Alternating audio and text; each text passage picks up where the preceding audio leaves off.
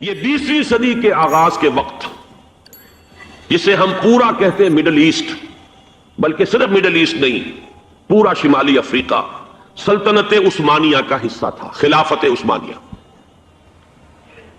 Libya, الجزائر، مصر، پورا حجاز، یمن، پورا عراق، شام، اور یہ شام ہی کے حصے ہیں در حقیقت اردن اور لبنان، یہ شام عرب، عراق عرب، یہ پورا علاقہ خلافت عثمانیہ یہ اس کا حصہ تھا۔ پہلی جنگ عظیم میں انگریزوں نے عربوں کو بغاوت پر آمادہ کیا، غداری پر آمادہ کیا، انہوں نے خلافت عثمانیہ کے خلاف بغاوت کی، بیج بوئے ان کے دلوں کے اندر نفرت کے، ابھارا انہیں کہ تم ترکوں کے غلام کیوں ہو، تمہیں خود حاکم ہونا چاہیے۔ السلام علیکم، ڈاکٹر اسرار احمد کے بیان سننے کے لیے ہمارے چینل کو سبسکرائب کیجیے اور اللہ کے دین کو پھیلائیں۔ شکریہ۔ یہ 20ویں صدی کے آغاز کے وقت جسے ہم پورا کہتے ہیں مڈل ایسٹ، بلکہ صرف مڈل ایسٹ نہیں، پورا شمالی افریقہ سلطنت عثمانیہ کا حصہ تھا، خلافت عثمانیہ۔ لیبیا، الجزائر، مصر، پورا حجاز، یمن، پورا عراق، شام، اور یہ شام ہی کے حصے ہیں در حقیقت اردن اور لبنان، یہ شام عرب، عراق عرب، یہ پورا علاقہ خلافت عثمانیہ یہ اس کا حصہ تھا۔ پہلی جنگ عظیم میں انگریزوں نے عربوں کو بغاوت پر آمادہ کیا، غداری پر آمادہ کیا، انہوں نے خلافت عثمانیہ کے خلاف بغاوت کی، بیج بوئے ان کے دلوں کے اندر نفرت کے، ابھارا انہیں کہ تم ترکوں کے غلام کیوں ہو، تمہیں خود حاکم ہونا چاہیے۔ السلام علیکم سامعین، ڈاکٹر اسرار احمد صاحب کے مزید بیانات سننے کے لیے ہمارے چینل صدائے ایمان کو سبسکرائب کیجیے۔ میں چاہتا ہوں کہ ترکی کی تاریخ کے بارے میں بھی ظاہر بات ہے کہ یہ اس وقت تفصیل کے ساتھ تو بیان کرنے کا کوئی امکان نہیں ہے، چند باتیں میں چاہتا ہوں کہ سیلینٹ فیچرز آپ حضرات کے سامنے آ جائیں۔ یوں سمجھیے کہ 13ویں صدی عیسوی، یہ 20ویں صدی عیسوی ختم ہو رہی ہے، آج سے 700 سال پہلے کے ماحول میں آپ جائیں۔ اس وقت خلافت بنو عباس کا خاتمہ ہوا 1258 عیسوی میں، فال آف بغداد، تاتاریوں کے ہاتھوں بغداد کی تباہی ہوئی اور خلافت بنو عباس کا چراغ گل ہو گیا۔ عربوں کی سیادت و قیادت اس وقت سے ختم ہو گئی۔ جو خلا پیدا ہوا وہ اس قوم نے پر کیا جن کے ہاتھوں عذاب آیا تھا، ہے آیا فتنہ تاتار کے افسانے سے، پاسما میرد کعبے کو صنم کھانے سے۔ ایک انٹرم پیریڈ تو ایسا گزرا ہے کہ جس میں طوائف الملوکی تھی، ظاہر بات ہے کوئی بڑی تہذیب، بڑا تمدن، بڑی سلطنت ختم ہوتی ہے تو دوبارہ اس کی جگہ پر کسی دوسرے سٹرکچر کے بننے میں وقت لگتا ہے، درمیان میں وہ طوائف الملوکی، چھوٹے چھوٹے سلطان، چھوٹے چھوٹے عمرا، چھوٹی چھوٹی حکومتیں، پورے عالم اسلام۔ لیکن رفتہ رفتہ یہ جو ترک ایک اصل میں یوں سمجھیے کہ ایک نسل ہے، قوم ہے، ہم مغل کو علیحدہ سمجھتے ہیں، ترکوں کا اصل میں ترک بھی ترک ہے، یہ سب ترکان ہیں، ان کی مختلف نسلیں۔ ترکان تیموری کو ہم مغل کہتے ہیں، ترکان صفوی کی حکومت قائم ہوئی ایران میں، ترکان تیموری یعنی مغلوں کی بہت بڑی مملکت قائم ہوئی ہندوستان میں۔ ترکان سلجوقی سب سے پہلے دائرہ اسلام میں داخل ہوئے تھے اور وہ خلافت بنو عباس کے دور میں ہی بہت کافی پاورفل ہو چکے تھے، چھوٹے چھوٹے علاقوں میں ان کی حکومتیں تھیں۔ اسی زمانے میں مشرق و مغرب میں ہر جگہ پر پورے عالم اسلام میں سب سے زیادہ مضبوط حکومتیں جو تھیں وہ غلاموں کی تھیں۔ ہندوستان میں 1206 میں دلی کے تخت پر قطب الدین ایبک بیٹھے غلام تھے، پھر وہ التتمش کے سب خاندان غلامہ ہیں۔ ادھر مصر میں مضبوط حکومتیں دو ہی تھیں، ہندوستان میں خاندان غلامہ کی، ادھر مصر میں مملوک کہتے ہیں غلام کو، ملکیت ہے، یہ سب ترک ہیں۔ تو ان دونوں کی حکومتیں عظیم ترین قائم۔ ہندوستان میں تو دور کئی آئے، ہندوستان میں پہلے خاندان غلامہ، پھر خلجی، لودھی، سادات، مختلف خاندان، کچھ 350 برس تو اس میں گزرے، 1206 سے 1526 تک 320 برس میں یہ کئی خاندانوں کی حکومتیں توڑ پھوڑ ہوتی رہی۔ پھر 1526 سے مغل آئے، کہنے کو تو 1857 تک رہے لیکن حقیقت میں 150 برس ہیں ان کے، جن کو کہا جائے کہ صحیح ان کی عظمت کا دور ہے۔ یہ جو 6 بادشاہ ہیں، بابر، ہمایوں کا تو خیر نہ ہی شمار کیا جائے، اکبر ہے، پھر جہانگیر ہے، شاہجہاں ہے، اورنگزیب، اس کے بعد جو ہے طوائف الملوک ہندوستان میں بھی ہو گئے۔ لیکن اسی صدی میں 13ویں صدی کے اختتام کے قریب 1288 میں ایک ترک سردار ارطغرل کا بیٹا عثمان، یہ خاندان عثمانی جو ہے حضرت عثمان سے کوئی تعلق نہیں ہے ان کا، یہ اکثر لوگ چونکہ اس میں بھی مغالطے میں دیکھا بڑے بڑے پڑھے لکھے لوگ، امریکہ کے ڈاکٹرز بھی اس مغالطے میں تھے کہ شاید ان کا تعلق حضرت عثمان سے، جیسے بنو عباس کا حضرت عباس سے ہے تو یہ عثمانی سلطنت جو ہے یہ شاید یہ حضرت عثمان کی نسل سے، اس کوئی تعلق نہیں، یہ تو ترک ہے۔ عثمان بیگ اس کا نام تھا سردار کا، اس نے چھوٹی سی حکومت قائم کی، ویسے تمام مسلمانوں کی حکومتیں تھی، اناطولیہ پورا کا پورا جو ہے مسلمانوں کا تھا، مختلف چھوٹی چھوٹی ریاستیں، لیکن عثمان بیگ نے 1288 میں اس وقت کا جو ترکی ہے اس کا شمال مغربی کونا، صرف ایشیائی ترکی، اس میں چھوٹی سی حکومت قائم کی 1288 سے لے کر اس کے بعد یہ حکومت جو ہے تسلسل کے ساتھ قائم رہی. اور فرق یہ ہے کہ ہندوستان میں تو جیسا کہ میں نے عرض کیا اس عرصے میں بہت سے خاندان آئے اور ختم ہوئے، مغلیہ دور آیا ختم ہوا، پھر انگریز بھی آ گئے. لیکن یہ کہ 1288 سے لے کر اب یہ 1992 تک وہ سلسلہ وہاں قائم ہے، کوئی دخل نہیں ہے. عروج و زوال انہی کے درمیان آئے ہیں. کبھی ان کی سلطنت بہت پھیل گئی، کبھی سکڑ گئی. پھر یہ کہ آج بھی بہرحال پورا ایشیا مائنر جس کو آپ کہتے ہیں، ایشیا کوچک، اناطولیا کا پورا علاقہ، اور یورپ میں بھی بہرحال 3% ان کا رقبہ جو ہے یورپ کے اندر بھی ہے. آج بھی وہ مملکت قائم ہے، اور اس مملکت کے اندر نوٹ کیجئے پورے 400 برس تک خلافت رہی. ویسے تو 600 برس سے زائد ہو چکے ہیں 1288 سے لے کر، اور یہ 1992 تک یہ تو 700 سال کی حکومت ہے. لیکن یہ کہ خلافت جو ہے وہ 1520 سے شروع ہوئی، یہ ذرا ذہن میں رکھیے. جبکہ انہوں نے حجاز کو بھی فتح کر لیا، مصر کو بھی فتح کر لیا، عظیم ترین 3 بر اعظموں پر. دنیا میں کوئی اور حکومت اور کوئی اور سلطنت اتنی عظیم نہیں تھی جتنی کہ اس وقت سلطنت عثمانیہ تھی. پورا حجاز، پورا یمن، پورا عراق، شام، مصر، اور پھر یہ لیبیا، الجزائر، تیونس تک، یہ سب کے سب پورا ایشیا مائنر. اور جیسا کہ میں نے عرض کیا بہت بڑا رقبہ تمام بلقان اسٹیٹس، ہنگری اور یہ علاقے جو ہیں یوگوسلاویا، سب کے سب جو ہیں یہ ایک مملکت 3 بر اعظموں کے اوپر محیط. تو 1520 سے خلافت شروع ہوئی ہے، اور 1920 سے لے کر 1924 4 سال میں درجہ بدرجہ ختم ہوئی. وہ بھی میں آج آپ کو بتاؤں گا کہ وہ درجے کیا ہیں. ایک دم ختم نہیں ہوئی، اس کے اندر کچھ وقت لگا ہے. 4 سال کے عرصے میں وہ نیچے گری ہے. 400 برس تک قائم رہی، اور 4 برس میں پھر وہ زمین پہنچ گئی. اور خاص طور پر یہ پوائنٹ نوٹ کرنے کا ہے کہ بقیہ جو خلافتیں تھیں، خلافت بنو امیہ، خلافت بنو عباس، خلافت، ان سب کو تو چیلنج کرنے والے کوئی نہ کوئی سامنے آتے رہے. بنو امیہ کی خلافت کو چیلنج کیا پہلے حسین ابن علی نے رضی اللہ تعالی عنہما، پھر حضرت عبداللہ ابن زبیر نے رضی اللہ تعالی عنہما، پھر یہ کہ خلافت بنو عباس کو چیلنج کرنے والے حضرت زید، حضرت حسن کی اولاد میں سے رضی اللہ تعالی عنہ، پھر انہی کی اولاد میں سے ایک اور نفس زکیہ اٹھے جن کا نام اصل میں محمد ابن عبداللہ ہے، نفس زکیہ ان کا لقب ہے. تو ان خلافتوں کو چیلنج کرنے والے اٹھے ہیں. لیکن یہ بات نوٹ کر لیجئے پورے 400 برس میں پورے عالم اسلام میں ترکوں کی خلافت کو کسی نے چیلنج نہیں کیا. متفق علیہ خلافت پورے عالم اسلام نے، اگرچہ پورا عالم اسلام ان کی حکومت میں شامل نہیں تھا، خلافت کو مانتے تھے. جہاں کہیں کوئی حکومت بدلتی تھی وہاں سے منگواتے تھے اپنے لیے سند، اور پورے عالم اسلام میں خلیفہ کا نام لیا جاتا تھا خطبوں کے. تو اس اعتبار سے یہ بہت ہی ایک غیر معمولی بات ہے 400 برس تک خلافت کا جاری رہنا، اور وہ اس شان کے ساتھ کہ اس کو کسی وہ انڈسپیوٹڈ مجمع علیہ متفق علیہ خلافت رہی. اس میں سے ذرا میں چاہتا ہوں کہ تھوڑا سا جغرافیہ کا بھی آپ اپنے ذہن میں اور وہاں کا جو مسئلہ ہے وہ جما دیجیے. اناطولیا وہ تو آپ نے نقشے کے اندر دیکھا ہوگا، کافی بڑا رقبہ ہے، اور اصل 97% ترکی موجودہ جو ہے وہ اسی میں ہے. 3% جو ہے یورپ میں ہے. اس کی آبادی کوئی 5.5 کروڑ ہے. آبادی کے لحاظ سے پاکستان کا نصف ہے تقریباً. اس میں سے 1 کروڑ کے لگ بھگ صرف ایک شہر استنبول میں. پورا ملک سطح مرتفع ہے، نہایت زرخیز، سرسبز، شاداب، قابل دید، اونچائی نچائی، لیکن ہر جگہ پر آپ کو کہیں زمین ننگی نہیں ملے گی. دریا ہیں بکثرت، جھیلیں ہیں بکثرت میٹھے پانی کی. اور ابھی ہم نے وہاں پر جو کچھ معلوم کیا، ہر شے ان کی اپنے ہاں موجود ہے. ہر اعتبار سے سیلف سفیشینٹ ہے. اللہ تعالیٰ نے اپنی نعمتوں کی بارش کس طرح کی ہے. 6 دن ہم نے اس میں گزارے ہیں صرف ایک شہر استنبول میں، اور یہ میں نے عرض کر دیا کہ وہ پورے ملک کی 1/5 آبادی تو وہی ہے. یہ شہر شاید دنیا کے اس اعتبار سے خوبصورت ترین شہروں میں سے ہوگا کہ یہ ایک تو یہ کہ نگینے کی طریقے سے یہ یورپ اور ایشیا سنگم ہے اس کا جس پر واقع ہے.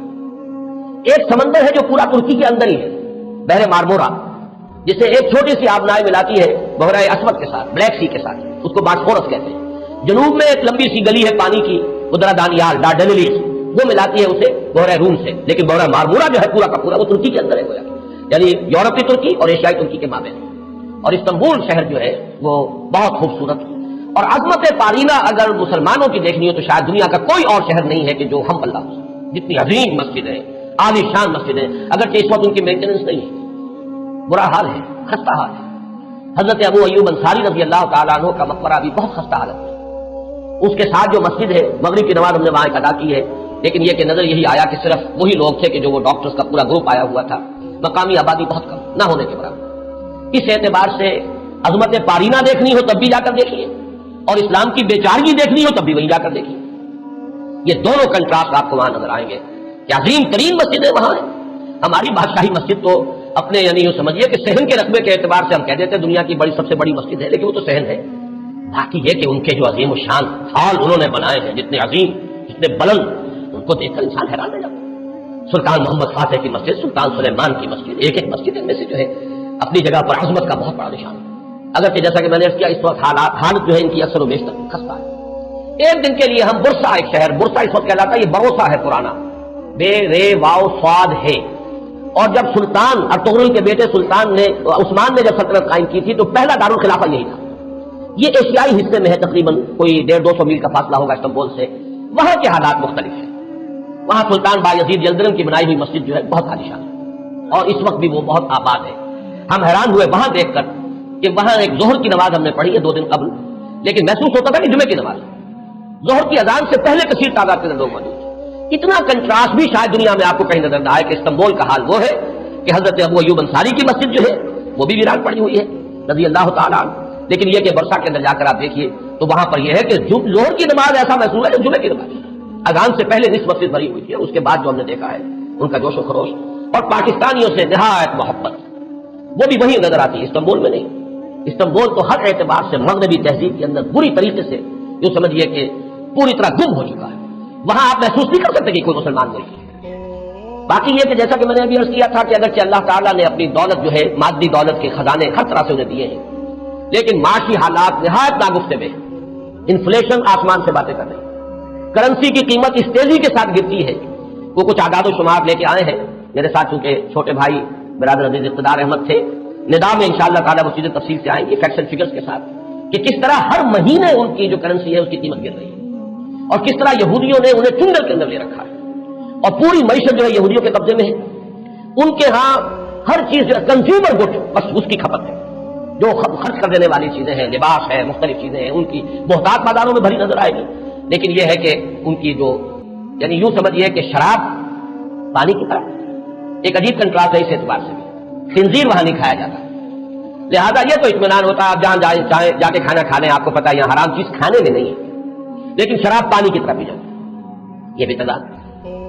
یہاں تک کہ واقعہ یہ ہے کہ ہمارا گائیڈ تھا، اس نے کہا بڑے ہی فخر کے ساتھ، ایک جگہ جب ہم جا رہے تھے حضرت ابو ایوب انصاری رضی اللہ تعالیٰ عنہ کی مسجد کی طرف، اس نے ایک علاقہ بتایا اور اس نے کہا یہ اتنے ریسٹورانٹ جو آپ کو نظر آ رہے ہیں یہ سب شراب اور ہر جگہ ہے، لیکن رمضان میں یہ سب بند ہوتے ہیں، رمضان میں ہم شراب نہیں پیتے. ہم نے کہا رمضان ہی میں نہیں پیتے تو یہ باقی شراب باقی تو پیتے ہیں. کسی نے پوچھ لیا کیا روز کے؟ ہاں روز پیتے ہیں. وہ بالکل کوئی اس کے اندر کوئی گلٹی کانشنس، کسی طرح کی کوئی انہیبیشن، کوئی کسی درجے کی کوئی شرمندگی ختم نہیں. لیکن رمضان میں یہ سب بند ہوتے ہیں رمضان کے اندر. تو میں نے کہا کہ اللہ کرے کہ یہ رمضان ہی پورا سال ہو جائے، کوئی ایسی شکل بن جائے کہ پورا سال ہر روز عید نے اس کے حلوہ خورت کسے.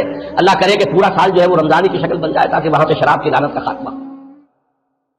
یہ 20ویں صدی کے آغاز کے وقت جسے ہم پورا کہتے ہیں مڈل ایسٹ، بلکہ صرف مڈل ایسٹ نہیں، پورا شمالی افریقہ سلطنت عثمانیہ کا حصہ تھا، خلافت عثمانیہ. لیبیا، الجزائر، مصر، پورا حجاز، یمن، پورا عراق، شام، اور یہ شام ہی کے حصے ہیں در حقیقت اردن اور لبنان، یہ سب یہ شام عرب، عراق عرب، یہ پورا علاقہ خلافت عثمانیہ یہ اس کا حصہ تھا. پہلی جنگ عظیم میں انگریزوں نے عربوں کو بغاوت پر آمادہ کیا، غداری پر آمادہ کیا. انہوں نے خلافت عثمانیہ کے خلاف بغاوت کی، بیج بوئے ان کے دلوں کے اندر نفرت کے، ابھارا انہیں کہ تم ترکوں کے غلام کیوں ہو، تمہیں خود حاکم ہونا چاہیے، تم کھڑے ہو جاؤ، ہم مدد کریں گے، تم بغاوت کرو، تم ان ترکوں کے خلاف ہماری مدد کرو، ہم تمہیں آزاد کر دیں گے، تم اپنے پاؤں پر خود کھڑے ہو جانا. یہ بہت ہی ہمارے لیے دردناک المیہ ہے اس پہلی جنگ عظیم کا. کرنل لارنس جیسا شخص، برطانوی استعمار، اور اس کے نتیجے میں عربوں نے بغاوت کی. اور اس قدر دردناک بات آپ کو بتا رہا ہوں، میں پہلی مرتبہ جب سن 62 میں حج کے لیے گیا مدینہ منورہ میں، ابھی وہ ریل کے انجن کھڑے ہوئے تھے. یہ ترکی کے زمانے میں، سلطنت عثمانیہ کے زمانے میں بغداد سے مدینے تک ریلوے لائن تھی. یہ پورا ایک عالم سلطنت عثمانیہ، صرف سلطنت نہیں، خلافت عثمانیہ. پوری ٹرینیں جو ہے ترکوں کی اڑائی گئی، ہزاروں ترکوں کو شہید کیا گیا، یہاں تک کہ صحن حرم میں شہید کیے گئے سینکڑوں ترک. یہ جرم تھوڑے نہیں ہے، معمولی نہیں. آج جس کی سزا مل رہی ہے معلوم ہونا چاہیے کہ وہ جرائم کون کون سے تھے. اب بھی جو لوگ گئے ہیں انہوں نے دیکھا ہوگا ترکی کا قلعہ موجود ہے اوپر پہاڑی کے اوپر. حرم کا جو سب سے بڑا دروازہ ہے باب ملک عبد العزیز، اس کے سامنے ایک لائبریری ہوتی تھی، اب تو غالباً وہ بھی گرا دی گئی ہے، اس کے پیچھے پہاڑی پر ترکوں کا قلعہ ہے پرانا، اس پر توپیں موجود تھیں. جب بغاوت ہوئی ہے، جو حرم میں آئے ہوئے تھے ترک فوجی، ظاہر بات ہے نہتے، وہ تو نماز پڑھنے آئے ہوئے تھے، ان کو وہاں ذبح کیا گیا ہے. اور ترکوں نے اپنی توپیں استعمال نہیں کی کہ کہیں بیت اللہ کو کوئی نہ پہنچ جائے. بہرحال یہ غداری ہوئی ہے پہلی جنگ عظیم کے دوران، اور نہ صرف ترکوں پہ عربوں نے کی ہے. جیسا کہ میں نے کہا تھا، دو ہیں سب سے بڑے مجرم روئے ارضی کے اوپر امت مسلمہ کے طبقات. ہمارا پنجابی سپاہی بھی جا کر انگریزوں کی مدد کر کے ایلن بی کو قبضہ جو لے کر دیا بغداد کا، اس میں ہمارے مسلمان پنجابی سپاہی بھی شامل تھے. یہ خون چکاں باب ہے ہماری تاریخ کا اس صدی کا. لیکن اس کے بعد سلطنت عثمانیہ کے ٹکڑے ہو گئے، چیچڑے ہو گئے. ایک انگریز نے لکھا ہے یہ جملہ، ذہن میں بجھا ہوا جملہ، کہ تاریخ میں یہ بات ثبت ہو جائے گی کہ ایک انگریز نے اس سلطنت کے ٹکڑے کر دیے کہ جو عمر فاروق نے قائم کی تھی رضی اللہ تعالیٰ عنہ. یہ پورا عالم، یہ تمام علاقہ کس نے فتح کیا تھا؟ یہ بات ہاتھ بدل گئے تھے، پھر ترک آ گئے، خلافت عثمانیوں کے پاس چلی گئی، لیکن یہ سلطنت تو حضرت عمر رضی اللہ تعالیٰ عنہ کے زمانے سے چلی آ رہی تھی. اس کو ایک انگریز کرنل نے، اور اس نے بغاوت میں آبادہ کر کے عربوں کو اور ترکوں کے پیٹھ میں چھرا ڈھپوا کر ان کے ذریعے سے اور ٹکڑے کر دیے. لیکن جب جنگ ختم ہوئی، اب انہوں نے کہا کہ اب ہمیں آزادی دیجیے. تو اب انہیں معلوم ہوا کہ غداروں کو دنیا میں کیا ملتا ہے. ٹکڑے کر دیے گئے. یہ حصہ عراق یہ انگریز کے پاس رہے گا، شام کا یہ علاقہ یہ فرانسیسیوں کے پاس رہے گا، مصر پر انگریزوں کا تسلط رہے گا، لیبیا اطالویوں کے پاس رہے گا. لے دے کر یہ جو علاقہ تھا حجاز، کیونکہ وہاں کچھ تھا ہی نہیں، بے وادن غیر ذی زرع، یہ عربوں کے پاس چھوڑ دیا گیا. اس وقت جو بادشاہ ہیں شاہ حسین اردن کے، ان کے دادا سب سے بڑے غدار وہی تھے، لہذا ان کو اس علاقے کی بادشاہت دے دی گئی. اس کے بعد نجد سے ایک تحریک اٹھی ہے، وہ سعودی جو خاندان ہے وہ نجد سے اٹھا ہے. نجد میں اس وقت کچھ بھی نہیں تھا، وہ تو صرف ریت کے تودے تھے اور کچھ بھی نہیں، لہذا ادھر کسی استعماری قوت کو دیکھنے کی ضرورت ہی نہیں تھی. وہ تو بعد میں تیل برآمد ہوا، اس کی حیثیت ہو گئی، اور یہ امارات کا علاقہ جو ہے اس کی دنیا میں اب گویا کہ یوں سمجھیے کہ جو سب سے زیادہ اہم علاقے ہو سکتے ہیں روئے ارضی کے نقشے پر، ان میں سے ایک تو ہو گیا. لیکن یہ اس وقت کی بات میں کر رہا ہوں، کوئی حیثیت نہیں تھی، لہذا اس کو چھوڑ دیا گیا. یہ ہے تاریخی پس منظر، یہ لکیریں جو کھینچی گئی ہیں. یہ ایک ملت اسلامیہ کو جو قومیتوں میں تقسیم کیا گیا، پھر نعرے لگوائے گئے المصر للمصریین الشام للشامیین. اب شامی ایک علیحدہ قوم ہو چکے ہیں، مصری ایک علیحدہ قوم ہو چکے ہیں، عراقی ایک علیحدہ قوم ہو چکے ہیں. یہ ساری تقسیمیں استعمار کی پیدا کرنا ہے، اس کا کوئی تعلق اسلام کے ساتھ نہیں. اب ضرورت تو اس بات کی تھی کہ استعمار کے پنجے جب یہاں سے کچھ ہٹے. دوسری جنگ عظیم کے بعد ایک دور آیا، امریکہ ابھرا ہے دنیا کی عالمی سطح پر سیاست میں. اس کے ہاں کچھ آزادی کے تصورات تھے، اس نے بھی سپورٹ کیا. برطانیہ کمزور ہو چکا تھا، وہ اتنے بڑے علاقے کو ہولڈ نہیں کر سکتا تھا. ہندوستان بھی آزاد ہوا، پھر یہ کہ اور دوسرے علاقوں سے بھی اس کو پسپائی اختیار کرنی پڑی. استعمار کے پنجے جس طرح بھی ہوئے، ان کے سینوں سے، عربوں کے سینوں سے جو ہے گویا کہ وہ ہٹے. لیکن امریکہ نے ایک اپنی بہت بڑی حکمت عملی جو اختیار کی، عالم عرب کے سینے میں اسرائیل کا خنجر پیوست کر دیا، تاکہ یہ کبھی آزاد نہ ہو جائیں، ہمارے انگوٹھے تلے رہے، ہماری پالیسی گورن کرے. یہ استعمار کا دوسری جنگ عظیم کے بعد، جہاں برطانوی استعمار، فرانسیسی استعمار رفتہ رفتہ یہ ہٹنے شروع ہوئے. صدر ناصر نے انگریزوں کو اٹھا کر پھینکا میڈیٹرینین میں اور دوسرے جگہوں سے.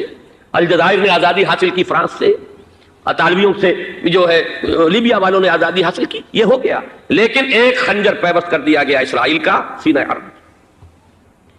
اس صورتحال میں ظاہر بات ہے کہ ایک تو بڑی آئیڈیل پوزیشن تھی کہ پورا عالم اسلام متحد ہو، لیکن وہ تو بہت دور کا خواب معلوم ہوتا ہے. علامہ اقبال سے بڑا کوئی نقیب نہیں ہے ملت اسلامی کی وحدت کا. ایک ہو مسلم حرم کی پاسبانی کے لیے، نیل کے ساحل سے لے کر تا بخا کے کاشغر. لیکن انہیں بھی اپنے لیکچرز میں کہنا پڑا کہ اس وقت جو صورتحال ہے، پورے عالم اسلام کی ایک وحدت بن جانا تو تقریباً ناممکن نظر آ رہا ہے. اگر کسی طرح ایک common wealth of Muslim nations وجود میں آ جائے تو بھی بڑی کامیابی ہوگی. لیکن اس سے بھی پہلے یہ تو زیادہ آسان تھا کہ عالم عرب ایک وحدت کی شکل اختیار کر لے. یہ تو ایک قوم ہے، اکثر و بیشتر ایک نسل یا زیادہ دو نسلیں کہتی ہیں. شمالی افریقہ میں بربر نسل بھی ہے، باقی تو سب عرب ہیں. یہ پورا عالم ایک نسل، ایک زبان، پورے اتنے رقبے کے اوپر بولے جانے والی ایک زبان، یہ تو ایک ہو جائے. افسوس یہ ہے کہ اس کا ایک ہو جانا، ایک شخصیت ابھری تھی جو مذہبی مزاج کی شخصیت تھی. جو دینی مزاج کی حامل شخصیت تھی، اگر اس کی قیادت میں عالم عرب متحد ہو جاتا تو واقعتاً ایک بہت بڑا جو ہے مرحلہ وہ طے ہو جاتا پوری عالمی ملت اسلامیہ کی ایک وحدت اختیار کرنے کا۔ وہ شخصیت تھی شاہ فیصل شہید کی، اور اس لفظ کے ساتھ ہی آپ کے ذہن میں آ گیا ہوگا کیوں انہیں شہید کر دیا گیا، کس نے کیا کرایا، کہاں سے تعلیم حاصل کر کے آیا تھا وہ جس نے شہید کیا شاہ فیصل شہید کو، اس کی گردن پر کون سوار تھی، وہ یہودی لڑکی کے جس کے فوٹو بھی شائع ہوئے، ایک گردن پر اٹھائے کھڑا ہوا شہزادہ اپنی ایک یہودی دوست کو، لڑکی کی، اور وہی ہے کہ جس نے جا کر پستول سے شہید کیا ہے۔ جان میں اچھی طرح جان لیجئے، جیسے بارہا میں نے عرض کیا ہے کہ حضرت عمر کو شہید کرنے والا کہنے کو ابو لولو فیروز تھا، لیکن اس کے پیچھے پورا ایرانی نسل پرستی کا جو پورا پس منظر ہے، اسے تو ہر شخص جس کی ذرا بھی نگاہ جو ہے جو صرف منظر کو نہ دیکھ رہی ہو، پس منظر کو بھی دیکھنے والی ہو، وہ تو جان دے گی کہ ابو لولو فیروز ایک فرد کا نام نہیں تھا، وہ ایران کا انتقام تھا عالم عرب سے۔ بالکل اسی طریقے سے یہ امریکی استعمار کا ہتھ کنڈا تھا، اسے محسوس ہوا۔ شاہ فیصل مذہبی مزاج کا شخص، یہ ابھر رہا ہے، اور یہ شاہ فیصل کی حکمت عملی کا ذرا آپ اندازہ کیجئے۔ لاہور میں سمٹ کانفرنس ہوئی، اس میں وہ آئے، سب سے ٹاورنگ پرسنالٹی پورے اس وقت عالم اسلام کے اندر شاہ فیصل کی تھی، اور وہ گویا کہ ایک بہت ہی جس کو کہا جائے کہ ایک بہت ایلڈرلی، ایک بزرگانہ ایک شخصیت جو ہے، اور انہوں نے اپنے دولت کے دروازے، عرب میں وہ مشہور تھے کہ نہایت خسیس اور بخیل انسان ہے، اس لیے کہ وہاں وہ خرچ کرتے تھے حساب کتاب کے ساتھ، لیکن ان کے خزانے کھلے ہوئے تھے عالم اسلام کے لیے، ادھر بھی مدد ہے، ادھر بھی مدد ہے، ادھر بھی کام ہو رہا ہے، ادھر بھی کام ہو رہا ہے۔ پھر انہوں نے تیل کا ہتھیار استعمال کر کے ایک دفعہ امریکہ کو دن میں تارے دکھا دیے تھے۔ 10ویں صدی عیسوی کے بعد سے وہ نفرت کا دھارا صلیبی جنگوں کی شکل میں عالم اسلام پر ٹوٹ پڑا، اور اس کے بعد حال ہی میں جو فتح انہوں نے حاصل کی، نوٹ کر لیجئے کہ جہاں تک پروٹیسٹنٹ مذہب کا تعلق ہے وہ تو پہلے سے ان کی جیب میں تھا۔ یہ ویسٹ کا لفظ آپ نے پڑھا ہوگا اور اخبارات میں آتا رہا، خلیج کی جنگ کے دوران ویسٹ ایک تو کہتے ہیں یہ بھیڑ جو کاٹ جاتی ہے منہ سوج جاتا ہے، لیکن ویسٹ مخفف ہے، وائٹ اینگلو سیکسن پروٹیسٹنٹس، سب سے پہلے یہود نے انہیں شکار کیا، اپنا اعلی کار بنایا۔ یہی وجہ ہے آپ کو معلوم ہے 1917 میں انگریزوں کے ذریعے سے انہیں یہ اجازت ملی کہ فلسطین میں زمینیں بھی خرید سکتے ہیں، جائیدادیں بھی خرید سکتے ہیں۔ بالفور ڈیکلریشن، انگلستان کا وزیر خارجہ تھا جس نے کہ یہ اجازت دلوائی ہے، ورنہ یہ کہ خلافت عثمانیہ جب تک قائم رہی ہے، خلیفہ عثمانی ترک خلیفہ نے اجازت نہیں دی، اس لیے کہ حضرت عمر رضی اللہ تعالیٰ عنہ، یہ بھی اب تاریخ کی ایک حقیقت بیان کر رہا ہوں جو شاید بہت سے حضرات کے علم میں نہ ہو، کہ جب یروشلم کے عیسائیوں نے سرنڈر کیا ہے یروشلم، حضرت عمر آئے ہیں، تشریف لائے ہیں مدینہ منورہ سے چارج لینے کے لیے، اس وقت جو ٹریٹی لکھی گئی ہے، جو معاہدہ ہوا ہے، اس میں وہاں کے یہودیوں، یہاں کے عیسائیوں نے طے کرایا تھا کہ یہاں آپ یہودیوں کو آباد ہونے کی اجازت نہیں دیں گے۔ یہودی آ سکتا ہے، زیارت کر سکتا ہے، اپنے مقامات مقدسہ کو آ کر دیکھ سکتا ہے، یہاں آباد نہیں ہو سکتا۔ اور یہ کون شرط لگ رہا ہے؟ عیسائی۔ اس وقت تک عیسائیوں کی دشمنی یہودیوں کے ساتھ اس درجے میں تھی، اور یہی حضرت عمر رضی اللہ تعالیٰ عنہ کی وہ شرط تھی کہ سلاطین عثمانیہ، خلفائے عثمانیہ نے بھی، حالانکہ یہودیوں نے بڑی سے بڑی رشوت دینے کی کوشش کی ہے، سلطان عبدالحمید خان کو یوں سمجھیے کہ سیم و زر سے خریدنے کی کوشش کی ہے، لیکن اس کے باوجود ان کا کہ جو فیصلہ حضرت عمر کر گئے تھے، جو کمٹمنٹ رضی اللہ تعالیٰ عنہ ان کی ہے، میں اس سے سرے منہ انحراف نہیں کر سکتا۔ اصل میں اسی کی تو صدا ہے جو فری میسنری کے ذریعے سے خلافت کا خاتمہ کرایا گیا، کہ یہی سب سے بڑی رکاوٹ ہے۔ اگر خلافت ختم نہ ہوتی اور اگر کہیں جہاد کا اعلان خلیفہ عثمانی کی طرف سے ہو گیا ہوتا تو یہ کہی تھی بات، جب حضرت شیخ الہند رحمۃ اللہ علیہ جب یہ اسیری میں تھے مالٹا میں، تو وہاں کا انگریز کمانڈنٹ، اس نے چونکہ وہ کچھ مرید ہو گیا تھا یا کم سے کم عقیدت مند ہو گیا تھا، ایک روز حضرت شیخ الہند نے ان سے سوال کیا اس شخص سے کہ آپ لوگ ہماری خلافت کے پیچھے کیوں پڑے ہوئے؟ یہ تو بیمار تم خود کہتے ہو، یورپ کا مرد بیمار ترکی، آپ کو کیا ڈر ہے اس سے؟ آپ کیوں اس بیچاری خلافت کے در پہ ہیں؟ اس شخص نے جواب دیا تھا، مولانا اتنے بھول پن کے ساتھ بات نہ کیجئے، ہم بھی جانتے ہیں، آپ بھی جانتے ہیں، اگر کہیں خلافت عثمانیہ کی طرف سے جہاد کا اعلان ہو گیا تو پورے عالم اسلام سے لاکھوں مسلمان اپنے سروں سے کفن باندھ کر نکل آئیں گے۔ آج اس گئے گزرے دور میں بھی اس کمزور اور یوں سمجھیے کہ نام نہاد خلافت کے اندر اتنی جان ہے، اتنی طاقت، لہذا اس کو ختم کیا گیا، اور ختم کرایا گیا کن کے ذریعے سے؟ وہ جو مسلمان کہلاتے ہیں تھے فری میسن، مصطفیٰ کمال پاشا فری میسن، اور اس کے ذریعے سے انہوں نے سارے کام جو کروائے وہ در حقیقت اپنی سازشوں کے ذریعے سے اور مسلمانوں کو استعمال کر کے کروائے۔ بہرحال بات لمبی ہو رہی ہے، پہلی بات تو یہ ہے کہ وہی نقشہ اس وقت کا آج بھی ہے جہاں تک یہودیوں کا تعلق ہے، لیکن فرق یہ واقع ہو گیا کہ اس وقت عیسائی یہودیوں کے تابع نہیں تھے، بلکہ عیسائیوں اور یہودیوں کے مابین دشمنی تھی۔ آج یہودی عیسائیوں پر مسلط ہو چکا ہے. فرنگ کی رگے جہاں پنجے یہود میں ہے، اور آج کے فرنگ کا لیڈر امریکہ ہے. امریکہ کا صدر یوں سمجھیے کہ وہ ان یہودیوں کا غلام ہے. مجال نہیں کہ ان کی مرضی سے ادھر سے ادھر ہو جائے، اور اگر کوئی غلطی سے ادھر سے ادھر ہو جائے تو اس کا پتا چاک ہو جائے گا. آپ دیکھیے کیا حشر ہوا ہے بش کا، حالانکہ بہت بڑا ہیرو بن کر نکلا تھا گلف وار سے، لیکن ذرا سا ایک بیان دے دیا تھا کہ جو اسرائیل کو پسند نہیں آیا، تو جو الیکشن میں چاروں شانے چت ہوا ہے اس کا جو حشر ہوا ہے وہ دیکھ لیجیے. تو پہلی بات تو یہ سمجھ لیجئے کہ آج بھی یہودی، یہ نیو ورلڈ آرڈر ہے، نیو ورلڈ آرڈر، اور اس میں عیسائی دنیا اس کی اعلی کار ہے. اب صورتحال کیا ہے؟ عیسائی دنیا، میں ایک بات بتا رہا تھا بیچ میں رہ گئی، کہ جہاں تک پروٹیسٹنٹ عیسائی تھے وہ تو پہلے ان کے ہاتھ میں تھے. حال ہی میں انہوں نے جو فتح حاصل کی ہے وہ کیتھولک عیسائیت کو بھی اپنے ہاتھ میں لے لیا ہے. چنانچہ پوپ صاحب نے فرمان جاری کر دیا ہے کہ ہمارے خداوند یسوع مسیح کے قتل کی ذمہ داری ان یہودیوں پر نہیں ہے. بری کر دیے گئے. 1900 برس کے بعد، بلکہ 2000 برس کے قریب ہو گئے، انہیں ایگزونریٹ کر دیا گیا، ایبسالو کر دیا گیا، ان پر ذمہ داری نہیں. نتیجہ یہ نکلا ہے کہ ابھی چند مہینے پہلے جو مذاکرات صلح کے ہو رہے تھے، جن میں یاسر عرفات بھی تھے اور یہ اسحاق رابین گیا ہوا تھا واشنگٹن، وہاں سے واپس آیا ہے تو روم میں رک کر پاپ آئے روم سے ملاقات کر کے تشریف لائے ہیں. انہیں دعوت دی ہے کہ یروشلم آئیے، اور ویٹیکان نے تسلیم کر لیا ہے اسرائیل کو، اور ویٹیکان کا اب جو ہے ایک ایمبیسی، اس کا جو ہے سفارت خانہ وہ یروشلم میں بننے والا ہے، اور پوپ صاحب بھی وزٹ کرنے والے ہیں. گویا کہ یہ گٹھ جوڑ اب مکمل ہو چکا، اب کہیں اس میں کوئی کمی نہیں رہی. اس یونائٹڈ فورس کے ساتھ یہ نیو ورلڈ آرڈر اس وقت عالم اسلام پر حملہ آور ہے. اب اس میں نوٹ کیجئے کہ اس وقت کی فضا ہے کیا. عالم اسلام میں سے عالم عرب ان کے شکنجے میں جا چکا. کیوں بنا کر کھڑے ہوئے ہیں اسرائیل کو ماننے کے لیے اور سر تسلیم خم کرنے کے لیے؟ انہیں بلا کر میڈرڈ میں پیش کیا گیا یہودیوں کے سامنے کہ تم جن کے ساتھ ایک ٹیبل پر بیٹھنے کو تیار نہیں تھے، میڈرڈ میں آؤ، آؤ اپنا قبرستان دیکھو. یہ اسپین کی سرزمین، یہاں تم نے 800 برس حکومت کی تھی، یہ تمہارا قبرستان، یہاں آؤ اور بیٹھو اور ان کے ساتھ بات کرو. گئے تھے کہ نہیں تمام فرنٹ لائن سٹیٹس میڈرڈ میں؟ حالانکہ کوئی بین الاقوامی کانفرنس کبھی میڈرڈ میں نہیں ہوئی. یا تو یہ واشنگٹن میں، بعد میں وہ سارے معاملات واشنگٹن میں چلے. شروع وہاں سے کیا، اس لیے کہ نیوز ویک کا کچھ عرصے پہلے کور سٹوری جو تھی 1992 is the year of Spain. Why? 1592 was the year of the fall of Granada. 1492 میں 1492 میں غرناطہ کا سقوط ہوا، اور پورے آئیبیرین پیننسولا سے ایک ایک مسلمان بچہ بچہ نکال کر ختم کر دیا گیا، یا زندہ جلا دیے گئے، یا تہہ تیغ کر دیے گئے، یا جہازوں میں بھر بھر کر. اور آپ کو معلوم ہے میڈیٹرینین کی حیثیت کیا ہے؟ خلیج ہے، ایک معمولی سی خلیج.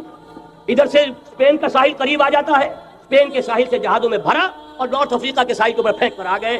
پورے ہسپانیہ میں جہاں 800 برس مسلمان کی حکومت رہی، ایک بچہ بھی مسلمان نام کا موجود رہا. یہ تھا 1492، اور اب آیا تھا 1992. 1992 is the year of Spain.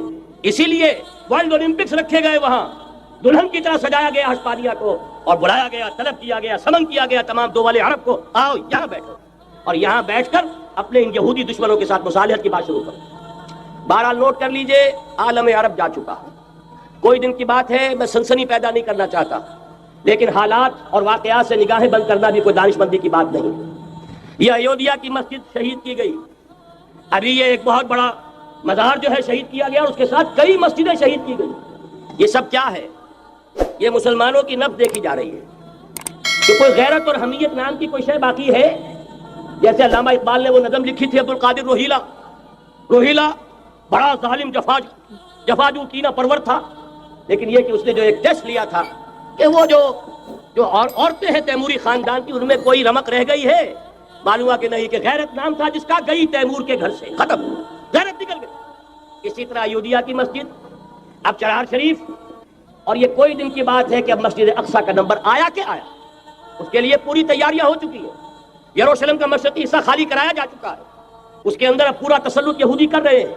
یہاں تک کہ اب کے یاسر عرفات صاحب نے بھی کچھ نہ کچھ جو ہے احتجاج کی بات کی ہے، حالانکہ اب تک ہر بات مان کر منقار زیر پر تھا. لیکن یہ کہ ایک وقت آتا ہے آخر کار اسے بھی کچھ بولنا پڑ گیا ہے. لیکن یہودی اب پیچھے قدم ہٹانے والا نہیں ہے. ان کا تھرڈ ٹیمپل، تیسری مرتبہ ہیکل سلیمانی تعمیر ہونا ہے. نوٹ کر لیجئے، ان کے لیے وہ وہی کچھ ہے جو ہمارے لیے کعبہ ہے. ان کے لیے ہیکل سلیمانی بالکل وہی حیثیت رکھتا ہے جو ہمارے لیے کعبہ. وہ ہیکل سلیمانی ایک مرتبہ پہلے نبوکدنضر کے ہاتھوں مسمار ہوا، پھر سن 70 عیسوی میں ٹائٹس کے ہاتھوں مسمار ہوا. سن 70 کے بعد آج 1995 میں کتنے برس ہو گئے؟ پورے 1925 برس ہو گئے کہ ان کا کعبہ زمین بوس پڑا ہوا ہے. اب تک تو ان کا بس نہیں تھا، اب تو بس ہے کہ نہیں؟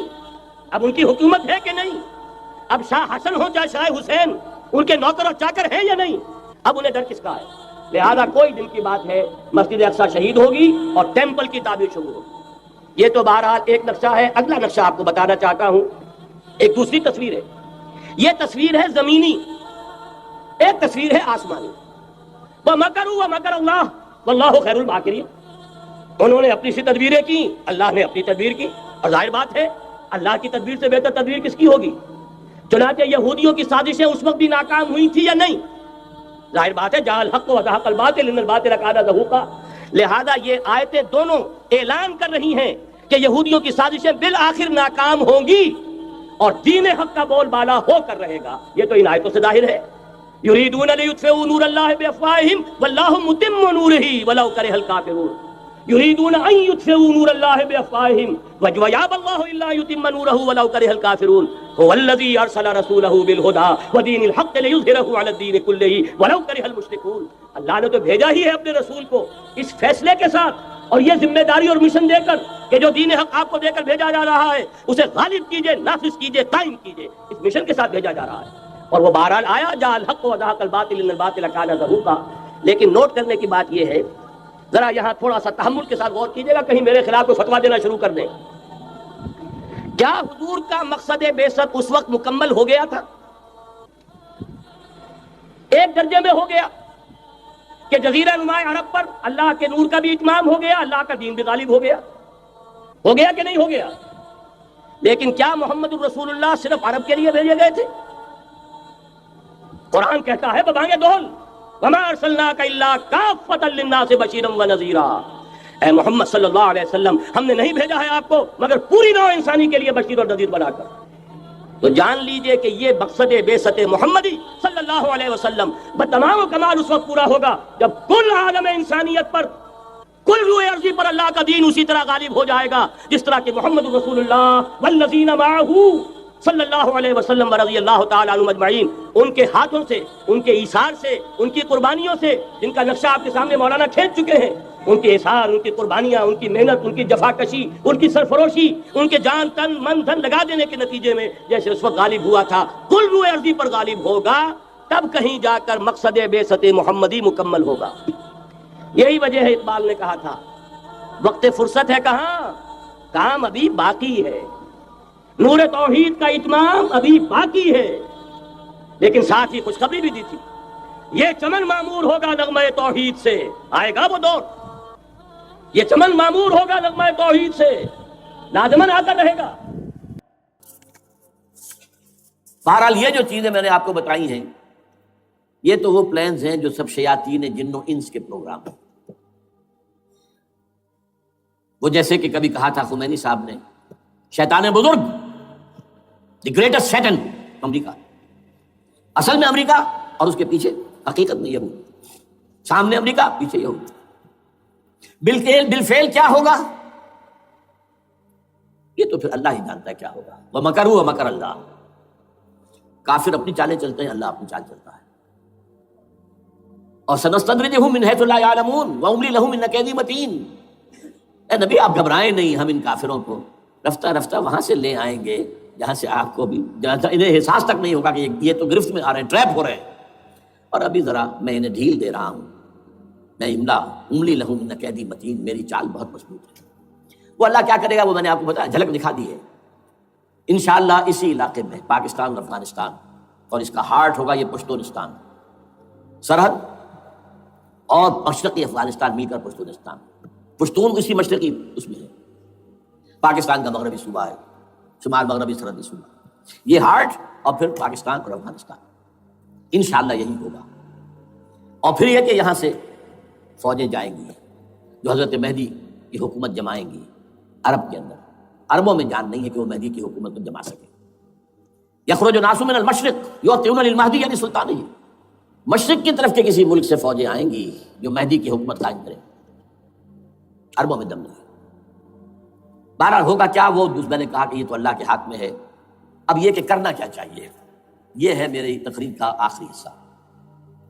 دیکھیے ذوالفقار مرزا نے جو کچھ کہا اور سید قائم علی شاہ نے، میں خوشائند سمجھتا ہوں کہ طالبانائزیشن اور ہے، اسلامائزیشن اور ہے، ٹھیک ہے، تیری آواز مکے اور مدینے۔ طالبانائزیشن کے اندر کچھ بغیر تعلیم یافتہ، کچھ جذباتی، اس طرح کے لوگ بھی ہیں جن میں انتہا پسندی بھی ہے، جیسے کہ میں پہلے بیان کر چکا، افغانستان میں ہوا ہے، افغانستان کے اندر بھی رفتہ رفتہ وہ اپنی چیزوں سے نکل رہے تھے، نکل جاتے ہیں، لیکن موقع نہیں دیا گیا، نبتی ایول ان دی بٹ ختم کر دیا گیا۔ اسی طرح ہمارے سرحدی صوبے میں جیسا کہ میں بتایا 3 قوتیں برسرکار ہیں، who knows it، کون کیا ہے۔ لیکن بہرحال یہ کہ پہلی بات یہ، اسلام اور پاکستان لازم و ملزوم ہیں۔ یہاں اسلام آئے گا تو یہ ملک رہے گا، نہیں آئے گا تو ختم ہو جائے گا، اس میں کوئی شک نہیں ہے۔ میری 2 کتابیں پڑھ لیجیے اگر اللہ توفیق دے، ہمت دے، اسلام اور پاکستان، یہ سن 67-68 کی تحریریں میری ہے۔ جینیسس آف پاکستان کیا تھا، how Pakistan came into existence. پھر یہ کہ میں نے استحکام پاکستان کے نام سے سن 85 کے اندر کتاب لکھی ہے، یہ دونوں کتابیں پڑھی ہیں۔ پاکستان کا کوئی جواز نہیں اگر یہاں اسلام نہ آئے، اور واقعتاً ہم جواز کھو چکے ہیں، یہ تو اللہ تعالیٰ ہمیں مہلت دے رہا ہے۔ لیکن اب یہ سمجھ لیجئے یہ اللہ تعالیٰ کی طرف سے ایک خاص مہلت ہے، اور شاید آخری مہلت ہے جو ہمیں مل رہی ہے۔ یہاں اسلامائزیشن نہ ہوا تو یہ ملک نہیں رہے گا۔ میں یہاں آپ کو ایک شعر سنا دوں، ہے تو ایک ایسی شخصیت کا جو کچھ کنٹروورشل بھی ہو گئی، بعد میں بدنام بھی ہو گئی۔ ایک زمانے میں جماعت اسلامی کے بڑے مخصوص کارکن تھے وہ، مولانا کوثر نیازی، انہوں نے ایک بڑا تلخ شعر کہا تھا، اسلام کو اگر تیری فضا راس نہ آئے، اے میرے وطن تجھ کو کوئی آگ لگائے۔ ہمیں اسلام چاہیے، اور اسلام نہیں آئے گا تو یہ ملک نہیں رہے گا۔ کوئی زرداری، کوئی نواز شریف اس ملک کی بقا کی ضمانت نہیں دے سکتا۔ اس کی بقا ہے اگر تو اسلامائزیشن میں۔ 61 سال کی ہماری بے وفائی اللہ کے ساتھ کیے ہوئے وعدے کی، اس کا ایک عذاب ادنا ہم جھیل چکے ہیں۔ 71 یاد کی سن 71، پاکستان 2 لخت، 93,000 مسلمان پاکستانی بھارت کی قید میں بھیڑوں بکریوں کی طرح ہانک کر لے جائے گئے، ٹرکوں میں بھر بھر کر، جیسے کہ ڈیرہ غازی خان سے بھیڑیں بکریاں آتی ہیں لاہور میں ذبح ہونے کے لیے، کنسنٹریشن کیمپس میں۔ ہمارے ٹائیگر نامی جرنیل نے پیش کیا اپنا ریوالور، کتنے لوگ مارے گئے، کتنا فساد ہوا، مسلمان کے ہاتھوں مسلمانوں کا خون کتنا ہوا۔ یہ اللہ کا ایک خاص عذاب ہوتا ہے۔ میں نے وہ آیت آپ کو سنائی تھی، قل هو القادر على ان يبعث عليكم عذابا من فوقكم او من تحت ارجلكم۔ اے نبی سے کہہ دیجیے اللہ اس پر قدرت رکھتا ہے، جب چاہے تم پر کوئی عذاب اوپر سے بھیج دے، تمہاری زمین کے نیچے سے نکال دے۔ زلزلہ آیا تھا کہ نہیں؟ او یلبسکم شیعا، ایک تیسری شکل بھی ہے، نہ اللہ آسمان کو کوئی تکلیف دے نہ زمین کو، زمین پھٹے گی تو آدمی جائے گا نا اندر، بلکہ تمہیں گروہوں میں تقسیم کر کے، او یلبسکم شیعا فیذیق بعضکم بعض بعض، تو ایک دوسرے کی قوت کا ایک دوسرے کو مزہ چکھائے، تم خود ایک دوسرے کے گلے کاٹو۔ ہمیں کسی اور قوم کو تکلیف دینے کی ضرورت نہیں ہوگی، یہ کام ہمارے ساتھ ہو چکا ہے 1971 میں۔ بہرحال اب اس کے بعد بھی تاخیر تو ہماری جو کی تم ہے، اب ہم اس جگہ پر پہنچ گیا کہ شاید اب عذاب الاکبر آنے والا ہے۔ وہ آیت بھی میں نے شروع میں پڑھی تھی، وَلَنُذِيقَنَّهُم مِّنَ الْعَذَابِ الْأَدْنَىٰ دُونَ الْعَذَابِ الْأَكْبَرِ لَعَلَّهُمْ يَرْجِعُونَ۔ چھوٹا عذاب آیا سن 71 میں پاکستان، بہرحال مغربی پاکستان تو برقرار رہا، اس کا نام بھی پاکستان رہا۔ اب شاید بڑا عذاب آ رہا ہو، بلکنائزیشن جس کے نقشے جو ہیں دنیا میں شائع کیے جا چکے ہیں۔ اور اس اسلامائزیشن کے لیے جو میں کہہ رہا ہوں کہ اس کے بغیر یہاں پاکستان نہیں رہے گا، اس کے لیے اس کی جو دستوری، تدریجی، قانونی، پرامن اگر راستہ اختیار نہ کیا گیا تو ملیٹنسی بڑھے گی، یہ رکنے والی نہیں ہے۔ یہ جو اوپر کا جو علاقہ ہے، ایک ٹرائنگل ہے جس کا نقشہ کھینچا ہے ایک بہت بڑے مصری ادیب اور مورخ نے، شکیب ارسلان ان کا نام تھا۔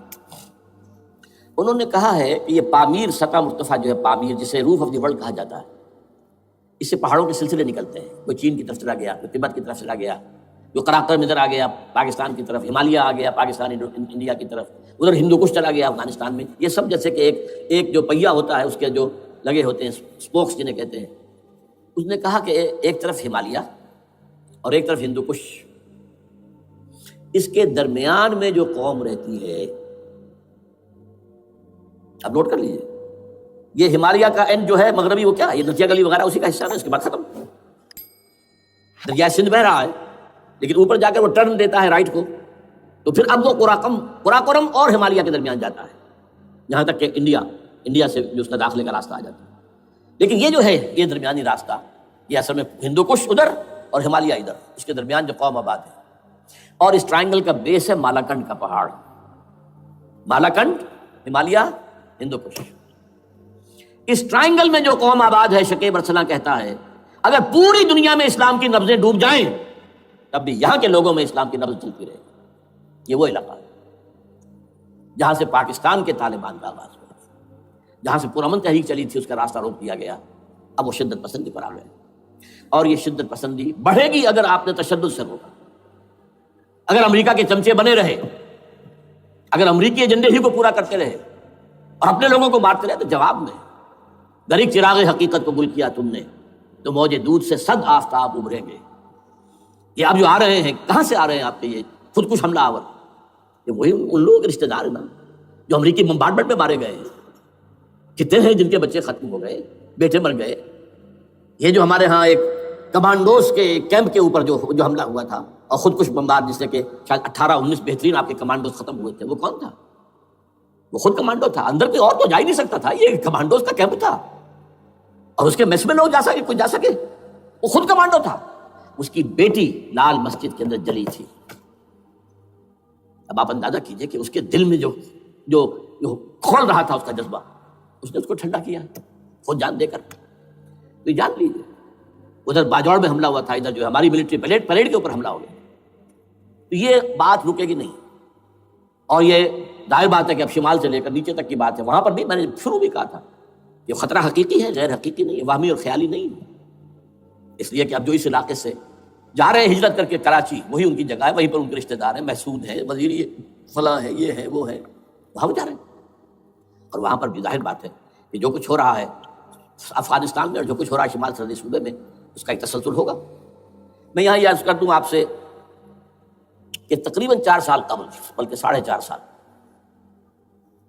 میں انتہائی مایوسی کو پہنچ چکا تھا کہ پاکستان کا وجود باقی نہیں رہے گا. میں نے یہی تقریر کی ہے 29 فروری سن 2004 کو اسی جگہ. پاکستان جواز کھو چکا. یہ اسلام کے نام پر تھا. ویئر از اسلام؟ جو اسلام یہاں وہ تو بھارت میں بھی ہے، وہ تو امریکہ میں بھی ہے. وہ کہاں ہے اسلام کا سیاسی نظام، اسلام کا تعزیراتی نظام، اسلام کا کرمنل لا، اسلام کا سول لا، اسلام کے فیملی لاز کہاں بنائے تھے اس شخص نے جو فیلڈ مارشل بنا تھا، خود ساختہ، جو اس نے قوانین بنائے تھے. تمام علماء نے کہا تھا، تمام مکتبہ فکر کہ غلط ہے. تحریک کوئی نہیں اٹھائی، یہ ان کی غلطی تھی، کوتاہی تھی. جمہوریت کی تحریک میں شامل ہو گئے، اس پر کوئی تحریک نہیں چلائی. بہرحال وہ نظام کہاں ہے؟ وہ نظام تو قائم نہیں کیا. اس حوالے سے یہ اپنا جواز کھو چکا ہے. دو ریشنل ہے، ریزون دیت جسے کہتے ہیں فرینچ کے اندر، ریزون دیت کسی چیز کی ریزن، ریشنل آف ایگزسٹنس. اس کے بعد یہ ہے کہ پچھلے سال سے کچھ مایوسی میں کمی ہوئی. Number 1، chief justice of Pakistan Iftikhar Muhammad Chaudhry کے اندر ہمت اللہ نے دی، وہ کھڑا ہو گیا. جرنیلوں کے جم گھٹے کے اندر ایک سویلین آدمی جو ہے جس درجے کا مرعوب ہو سکتا ہے، آپ اس کا اندازہ کر لیجیے. اور اس کے بعد اسپونٹینیس موومنٹ وہ کلا انہومی شے، سوچ نہیں سکتے ہم. یہ موومنٹ جو ہے یہ کوئی اسٹریٹ ارچنس کی چلائی ہوئی نہیں ہے، یہ ہمارے ہاں کے گاموں ماجھوں کی نہیں ہے، بلکہ یہ تو پڑھے لکھے لوگ، وکیل، کالے کوٹ، کالی ٹائیاں، پینٹ، یہ جو سختیاں جھیلی ہیں ابھی تک وہ تحریک چل رہی ہے. اگر سے ظاہر بات ہے وقت گزرنے کے ساتھ ساتھ اس کی وہ تیزی اور تندی میں تو کمی آئی اور حکومت کو موقع ملا ان کے اندر کوئی رفت پیدا کرنے کا بھی. لیکن بہرحال ان دونوں چیزوں سے میری مایوسی میں قدرے کمی ہوئی. اب دوسری بات وہ تھی 18 فروری کے الیکشن کا پرامن طور پر منعقد ہو جانا. میں یہ سمجھتا تھا کہ جو اس کے اندر دخل اندازی ہے، رگنگ ہو گئی ہوئے، کیسے ممکن ہے پاکستان میں الیکشن ہو ریگنگ نہ ہو؟ پھر تحریک چلے ہی چلے، کیونکہ تحریک تو چل رہی ہے پہلے سے، صرف اس کے اوپر تیل اور ڈالنا ہے نا، اور پھر بدامنی ہوئی ہو، اور پھر دونوں طرف گدھ بیٹھے ہوئے ہیں، the NATO forces in the west, Indian forces on the east, they will march into Pakistan. اور پاکستان کے ایٹمی دانت توڑ کر Pakistan will be put at the mercy of India, Bharat. Now do whatever you like. Condoleezza Rice کا میں آپ کو بیان سنا چکا ہوں. پاکستان کے مستقبل کا فیصلہ امریکہ اور بھارت نہیں کرتا. بہرحال اب تیسری جو امید ہوئی ہے، یہ کل پرسوں میں جو ہوئی ہے، کولیشن جو ہے یہ ناکام ہوتی نظر آ رہی تھی، لیکن یہ کہ صدر کے مواخذے پر یا صدر کے خلاف جو ایک کارروائی ہو رہی ہے، اللہ کرے کہ وہ پوری ہو جائے، یا اس سے بھی بہتر ہے کہ وہ خود ہی استعفیٰ دے کر دفع ہو جائے. بہرحال یہ کہ اس سے بھی کچھ امید کا پہلو جو ہے پیدا ہوتا ہے. اب یہاں اسلامائزیشن کا پرامن، تدریجی اور اسلام کا دستوری اور قانونی طریقہ کیا ہے؟ وہ طریقہ کیا ہے؟ 1949 اور 50 میں جو عمل شروع ہوا تھا، جو اس کے بعد سے آج تک جو ہے ختم ہو گیا، اس کو اثر دور شروع کیا جائے. دوڑ پیچھے کی طرف اے گردش ایام کی. 49 میں کیا ہوا تھا؟ قرارداد مقاصد. وہ گویا کہ پاکستان میں نظام خلافت کی جڑ تھی جو رکھ دی گئی تھی کہ sovereignty belongs to Allah and whatever authority we have it's a sacred امانت. یہ تو اصل میں استعمال کی جائے گی یہ قوت کتاب و سنت کے دائرے کے اندر. this is خلافہ. in essence it is خلافہ. خلافت کی بنیاد رکھ دی گئی. اس سے پہلے 48 میں سن 47 کی ایک تقریر کی وجہ سے جو غلط فہمی پیدا ہوئی تھی قائد اعظم کی 11 اگست کی، اس کا انہوں نے کراچی کی ہائی کورٹ بار ایسوسیشن میں جا کے کہہ دیا تھا. کچھ لوگ شرارت کے ساتھ یہ پروپیگنڈا کر رہے ہیں کہ پاکستان میں دستور شریعت پر مبنی نہیں ہوگا، یہ فتنہ ہے، غلط کہہ رہے ہیں. نفی کر دی تھی. اب یہ دوسری بات ہے کہ اندھوں کے اندھے جو ہیں وہ اس 11 اگست کی تقریر کو لیے پھرتے ہیں، اس کے ایک جملے کو، اور یہ اتنی کھلی بات جو کی شریعت کا لفظ، شریعت، پاکستان کا دستور جو سمجھتا ہے کہ شریعت پر نہیں مبنی ہوگا وہ غلط کہتا ہے، وہ شریر ہے، شرارت پیدا کر رہا. یہ قائد اعظم کے الفاظ. بہرحال اس کے بعد ایک عمل کیا ہوا تھا سن 50 میں، یہاں کے سیکولر عناصر نے ایک بڑا شور مچایا، کس کا اسلام لاؤ گے؟ شیعہ کا، سنی کا، دیوبندی کا، بریلوی کا، وہابی کا، کس کا اسلام؟ اللہ تعالیٰ غریق رحمت کرے ان بزرگوں کو. پاکستان کے تمام مذہبی مکاتب فکر کی ٹاپ کی قیادت جمع ہوئی کراچی میں، شیعہ بھی، اہل حدیث بھی، بریلوی بھی، دیوبندی بھی، 31 علماء، جماعت اسلامی بھی، مولانا مودودی بھی اس میں. انہوں نے 22 پرنسپلز ایگریڈ اپون، دستور بنانے کے لیے 22 پرنسپلز ہیں، حاضر بناؤ دستور. اب کوئی دلیل نہیں رہی، کوئی عذر نہیں رہا، تمام مکاتب فکر کے لوگ جمع. بعد میں ہوا کیا ہے، اس میں کس کا کتنا رول ہے، یہ بڑی درد بھری داستان ہے، میں اس وجہ کو چھیڑنا نہیں چاہتا. حاصل کیا ہے، وہاں سے ہمارا پروسیس ڈیریل ہوا، کچھ اپنوں کے کیے، کچھ بیرونی دباؤ کے تحت. قرارداد مقاصد کی سزا دی گئی لیاقت علی خان کو، تم نے پاس کرائی ہے. اسے ایسے قتل کیا گیا کہ سراغ تک نہیں ملا کہ کس نے قتل کیا. یہ ایسے تو نہیں ہوتا، اس کے پیچھے بڑے بڑے کریکٹرز، بڑے بڑے کردار. اب اس کے بعد وہ عمل کیسے شروع ہو؟ ضیاء الحق نے جو ایک ادارہ قائم کیا تھا فیڈرل شریعت کورٹ، اصولی اعتبار سے بہترین قدم.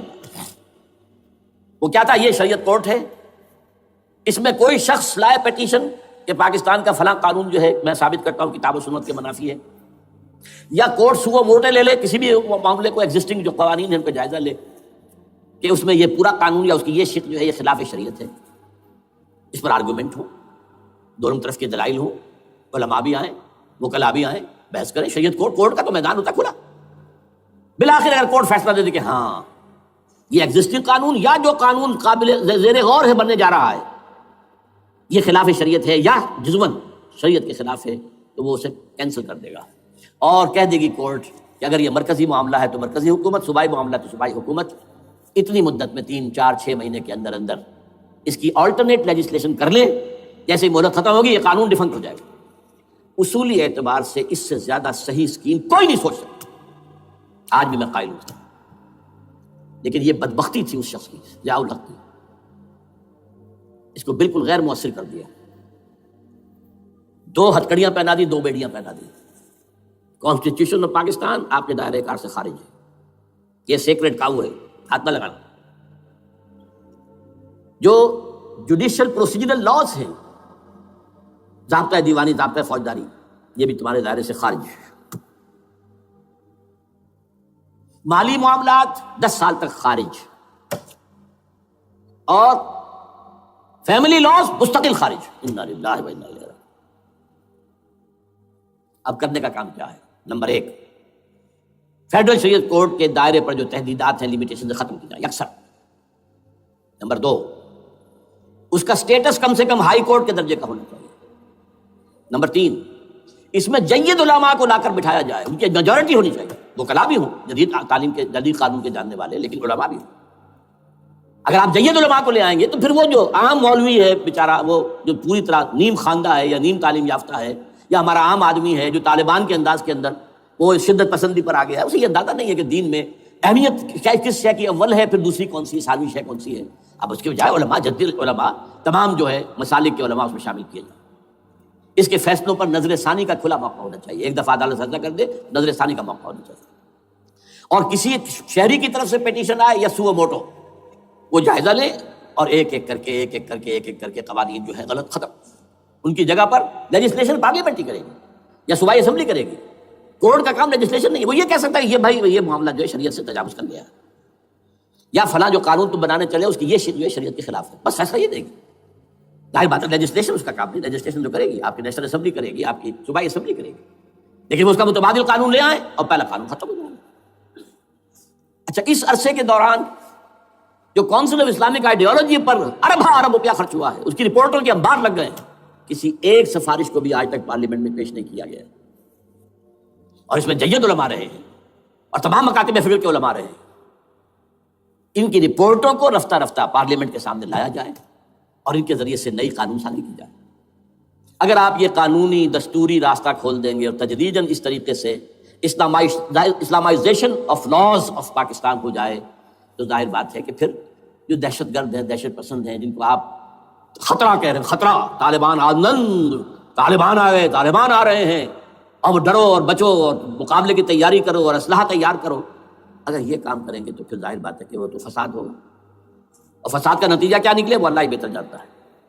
لیکن یہ پروسیس جو میں نے بیان کیا ہے، اگر اس پر عمل ہو جائے تو یہ وہ پروسیس ہے جسے جنرل حمید گل نے کہا تھا کہ اگر ایسا ہو جائے تو یہ سافٹ ریولوشن ہوگا، بغیر تشدد کے، بغیر کسی اور کے، اگر نیت ٹھیک ہے، اور اگر یہ واقعی جیسے قائم علی شاہ نے سمجھ لیا ہے اور جیسے کہ ذوالفقار مرزا نے سمجھ لیا ہے، اسلامائزیشن، اگر اس کو سب سمجھ لے، زرداری بھی سمجھ لے اور نواز شریف بھی سمجھ لے اور سب سمجھ لے، تو ظاہر بات ہے کہ پھر کسی توڑ پھوڑ کے بغیر، کسی اور بدامنی کے بغیر، کسی تشدد کے بغیر اسلامائزیشن یہاں ہو جائے تو سب کے دل خوش ہو جائیں گے، اور یہ سارا جو بھی تشدد ہے، یہ دہشت گردی ہے، اس کے راستے بند ہو جائیں گے۔ اگر ایسا نہیں کرتے تو غیر تعلیم یافتہ یا نیم تعلیم یافتہ، جن کو کوئی پورا تصور نہیں ہے، نہ دنیا کے حالات کا علم ہے، نہ شریعت کے جو اصل مصادر اور منابع ہیں، اصل سورسز، ان تک رسائی ہے، بس کچھ چیزیں سن رکھی ہیں، یہ تو معلوم ہے انہیں کہ داڑھی رکھنی ہے، سنت ہے، لیکن یہ کہ یہ فرض تو نہیں ہے بھائی، پھر اس کی کوئی خاص مقدار تو معین نہیں ہے، یہ تو نہیں جانتے۔ ویڈیوز ہیں، آڈیوز ہیں، ان میں گانے ہیں، اس میں آپ کو معلوم ہے کہ عریانیت ہے، جو بھی ویڈیوز ہیں، وہ تو ان کو جلائیں گے ان کی دکانوں میں۔ آپ تعلیم دے رہے ہیں لڑکیوں کو، وہ جانتے ہیں جو تعلیم آپ دینا چاہتے ہیں، آپ تو ڈانس کی تعلیم کو بھی وہاں پر نافذ کر رہے ہیں، آپ نے تو تعلیم کا شعبہ ہی دے دیا اسماعیلیوں کے ہاتھ میں، لہٰذا ان کا تو رد عمل ہوگا، ہوئے۔ اس کا راستہ اگر روکنا ہے تو اس پروسیس سے جو میں نے بیان کر دیا ہے، جس کو میں بیان کر رہا ہوں نہ معلوم کب سے، نواز شریف صاحب، ان کے والد میاں محمد شریف صاحب مرحوم، اور شہباز شریف صاحب اور عباس شریف صاحب، چاروں میرے پاس آئے تھے، 2 دفعہ آئے تھے، اور میں نے یہ ترمیمی بل پیش کیا تھا جس کے آئٹم میں نے آپ کو گنوا دیے، بہرحال نہیں کیا کچھ انہوں نے۔ لیکن یہ کہ اگر یہ نہیں کریں گے تو یہ کہ دوسری طرف یہ سمجھ لیجئے، اس وقت پاکستان کے دینی مدرسوں میں شدید تحریک چل رہی ہے، لال مسجد یہ ایک سمبل بن چکا ہے، یہ ایک علامت ہے، اور یہ ملیٹنسی کی طرف بہت بڑی تعداد میں، خاص طور پر جو طالب علم ہیں عربی مدارس کے، طالبان کی سورس یہی تو ہے نا، یہی تھے جن سے کہ افغانستان میں طالبان ابھرے تھے اور یہیں سے پاکستان کو ابھر رہے ہیں۔ ان کے اندر شدید لہر ہے، اور کوئی بہت بڑا فساد ہو گیا اگر خدا نہ خواستہ تو that will be the end of Pakistan. اس سے بچنا ہے تو وہ راستہ اختیار کریں جو میں نے بیان کر دیا ہے، جو میں سال ہر سال سے بیان کر رہا ہوں۔ دستور کا ترمیمی بل بنا کر دیا ہے، اسے عام بھی کیا ہے۔ البتہ اس عرصے میں ظاہر بات ہے کہ ہم کیا کریں گے، ہمارا کوئی پروگرام کسی ملیٹنسی کے رہ جانے کا نہیں ہے، ہم اسے مفید نہیں سمجھتے بلکہ مضر سمجھتے ہیں، یہ کاؤنٹر پروڈکٹیو ہے۔ ہمارے سامنے پروگرام کیا ہے؟ سے نکاتی پروگرام، بڑے پیمانے پر دعوت ایمان بذریعہ قرآن۔ نمبر 1، میری تمام سرگزشت کھوئے ہوئوں کو جستجو، میری سرگزشت جو ہے 50 سال سے اسی میں ہے، قرآن کو پڑھنا، پڑھانا، سیکھنا، سکھانا، عام کرنا، اور الحمدللہ ایک بڑی ٹیم تیار کر دی ہے میں نے اللہ کے فضل سے، جو یہ کام کر رہی ہے۔ دعوت ایمان بذریعہ قرآن، اور جو ایمان واقعتاً لے آئیں، جس کا ثبوت ہوگا شریعت پر عمل، جس چیز پر عمل کیا جا سکتا اور نہیں کرتے تو آپ مجرم۔ ہاں ظاہر بات ہے اس سے ایک حصہ ایسا ہے جس پر آپ عمل نہیں کر سکتے جب تک کہ نظام نہ بدل جائے، چور کا ہاتھ میں نہیں کاٹ سکتا، آپ نہیں کاٹ سکتے، لیکن جتنے پر عمل ممکن ہے اس پر عمل۔ ایسے لوگوں کو آرگنائز کیا جائے، بیعت کا نظام، مسنون نظام، قرآن میں معصور، مسنون، منصوص، یہ سارا نظام اس کی بنیاد۔ ایک آدمی کا، وہ آدمی کہے کہ بڑھو تو بڑھو، وہ کہے کہ رک جاؤ تو رک جاؤ۔ نمبر 3، ان لوگوں کا تزکیہ، اور میں بتا چکا ہوں تزکیہ اور تربیت۔ تزکیہ کس بات کی؟ کوئی امنگ، کوئی ولولہ، کوئی مقصد، کوئی تمنا دل میں نہ رہے سوائے اللہ کی رضا کی۔ حکومت مطلوب نہ ہو، اقتدار مطلوب نہ ہو، مال و دولت مطلوب نہ ہو، اللہ کی رضا اور آخرت کی فلاح۔ ہر تمنا دل سے رخصت ہو گئی، حضرت مجذوب کا مصرع، اب تو آجا، اب تو خلوت ہو گئی، اے اللہ تو آجا میرے دل میں، میرے دل سے ہر تمنا نکل چکی ہے، خلوت ہے۔ اور تربیت کس کی؟ کہ تیاری ہو جائے اس بات کی کہ تن من دھن سب لگا دیں گے، جان بھی دے دیں گے جب موقع آئے۔ چوتھا کیا؟ کہ جب تک یہ تعداد کافی نہ ہو، یہ نہیں ہے کہ 150 آدمی لے کر کسی ایک جگہ پر کسی لال مسجد کو ہم مرکز بنا کر بیٹھ جائیں، نعرہ لگا دیں، ملک گیر جماعت، اور وہ بھی معتدل تعداد پہ، وہ جب تک نہیں ہوتی تو ہم یہی 3 کام کریں گے، یہی 3 کام کریں گے۔ دعوت ایمان بذریعہ قرآن، تنظیم بذریعہ بیعت، مسنون بیعت، تزکیہ اور تربیت کرتے رہیں گے۔ بانشہ درویشی درساد دمادم زن، دمادم زن، دمادم، یہی کام کرتے رہو، کرتے رہو، کرتے رہو۔ نو ملیٹنسی، نو الیکشنز۔ لیکن جب تعداد کافی ہو گئی تو ایک منظم اور پرامن مطالباتی اور احتجاجی تحریک، توڑ پھوڑ نہیں، گھراؤ جلاؤ نہیں، جیسے گاندھی نے شروع کی تھی، نمک بناؤ تحریک، سول ڈس اوبیڈینس، لیکن کسی نے کوئی توڑ پھوڑ نہیں کی تھی۔ اپنے سر ان کے پھوٹے ہیں بڑے سے بڑے لیڈروں کے، مولانا ابوالکلام آزاد اور پنڈت جواہر لال نہرو کے سر پھٹے ہیں، ہزار لوگ جیلوں میں گئے ہیں، انہوں نے کسی کو کچھ نہیں کہا۔ اسی کا نقشہ ایرانیوں نے دکھایا، 20,000 سے لے کر 30,000 تک جانے دے دی، ہتھیار نہیں اٹھائے، اس لیے کہ ہتھیار بھی استعمال کرو گے تو اوپر جو حکومتیں ہیں ان کے پاس تو بے تحاشا فوج ہے، ان کے پاس ٹینک ہے، ان کے پاس ہوائی جہاز ہیں، ہیلی کاپٹرز ہیں، گن سے بھاری ہیلی کاپٹرز ہیں، کیا نہیں ہے؟ پرامن، منظم مطالباتی اور احتجاجی تحریک۔ اللہ کرے کہ ہمیں اس کے لیے جو مہلت درکار ہے وہ مل جائے۔ ہمیں معلوم نہیں کہ کہیں وہ مہلت ختم ہی نہ ہو رہی ہو، لیکن اگر ہم آخری سانس تک اس کام میں لگے رہیں گے تو انشاءاللہ اللہ تعالیٰ کے ہاں ہم معذور قرار پائیں گے۔ اللہ تعالیٰ جو ہے ہمیں درگزر ہم سے فرمائے گا کہ جو کچھ میں کر سکتا تھا اللہ میں کرتا رہا، آخری دم تک کرتا رہا۔ اگر یہ ہے تو اپنی تو کامیابی ہے، باقی کیا ہوتا ہے ملک کا میں کچھ نہیں کہہ سکتا، اللہ بہتر جانے۔ السلام علیکم سامعین، ڈاکٹر اسرار احمد صاحب کے مزید بیانات سننے کے لیے ہمارے چینل صدائے ایمان کو سبسکرائب کیجیے۔